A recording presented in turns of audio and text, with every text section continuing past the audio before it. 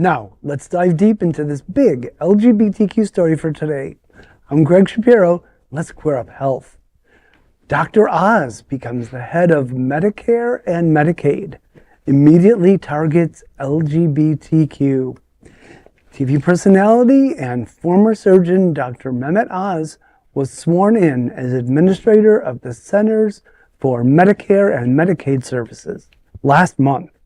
On April 11th, just a week prior to his swearing in, Dr. Oz announced that he would make sure that Medicare would not pay for gender reassignment surgeries or hormone treatments in minors. Before becoming a Republican candidate for U.S. Senate in 2022, Oz had previously supported gender-affirming care for youth. In 2021, Oz had hosted a special episode of his show featuring the importance of pronouns, and had even had Jazz Jennings on his show as a guest in 2015, where he complimented her mother for supporting her transitioning. That's in stark comparison to his actions after being confirmed, when he directed state Medicaid agencies to stop funding gender-affirming care. In an official CMS statement, he said, quote, "Medicaid dollars are not to be used for gender reassignment surgeries or hormone treatments in minors, procedures that can cause permanent irreversible harm, including sterilization," end quote. While Dr. Oz was one of more than 400 Republican leaders who signed a letter urging the Senate to pass the Respect for Marriage Act, his inconsistent stance that seems to pander to ratings over science has many in the queer community scared for their health. I think like Oz is a perfect name for him. Like, pay no attention to that moron behind the curtain. And let me say, this is all fucking Oprah's fault.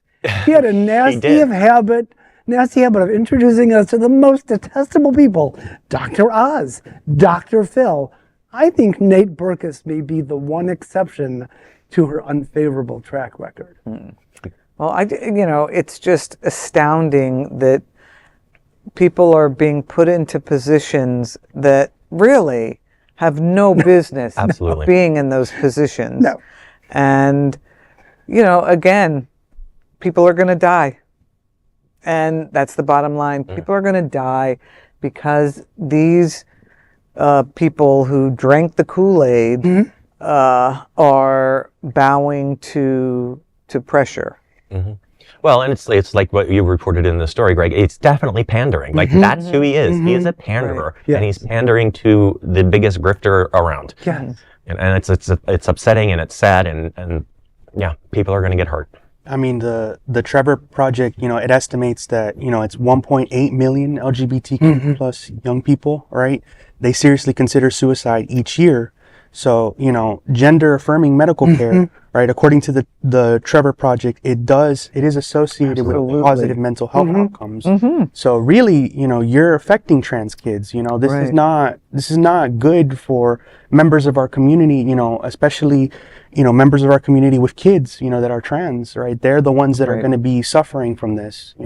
When we have someone like a state official, a government official, an elected government, well, it's not elected, but, an appointed government. Someone in a position of power. Yeah. A decision maker. Yeah. He's a hypocrite who took a Hippocratic oath. Yes. Yeah. And so, it's unfortunate, right? Like, why does Trump put people like these controversial political figures in positions of powers? I have no idea, but They're his friends. They're all TV There's a celebrities quid pro like him. quo somewhere. Yep. Yeah. Well, unfortunately, that's a big LGBTQ story for today. There's no other queer nonprofit media platform like this in the entire world. Support our LGBTQ stories by subscribing and sharing Queer News Tonight.